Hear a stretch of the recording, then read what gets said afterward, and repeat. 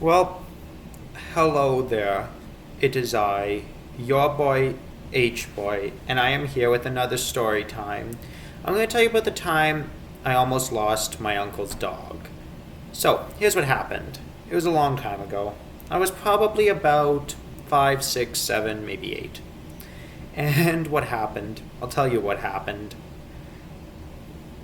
My uncle and his wife and his daughter Troopy. I think my cousin asked my family to dog sit his dog, and then what happened was we eventually took the dog to a park near a highway. Now here's the thing. It's not the park was pretty big, and the thing is, while the highway wasn't overly packed, it was like this tiny area at the front. So since it was a big park, and we were the only ones there, and it wasn't a public park, it was in an apartment complex, not our apartment, but an apartment.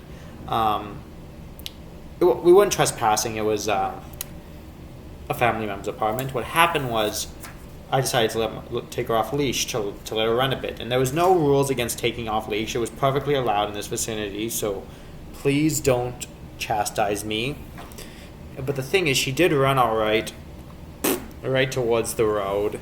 I mean, like, just took off like a rocket, like zing, like that. I don't know what got into her. I don't know if she saw something. She was excited. She was like, "Screw you guys, I'm free." I don't know. Either way, that's not important. Either way. So what happened? My dad just chased after her. It was like, it was like a sitcom almost. You'd think it was an episode of iCarly. And then eventually, when he got to the road, she almost stopped, but she slowed down a little. So my dad was able to just grab her, like, yeah. And the good news is the dog survived. The bad news is I don't think that they'll let me dog sit him anymore.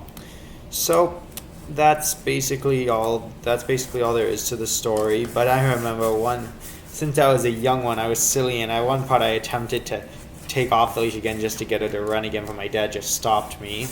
Because that time I wanted her to run again. Because that's the thing, I had a very whack sense of humor back then, and I mean really whack. It was probably so whack that I'd whack you in the head. But that's essentially it. Sorry that it's only like 2 minutes long, but what can I say? Either way, that was your boy H Boy telling a story about about my uncle's dog, and I'll see you next time.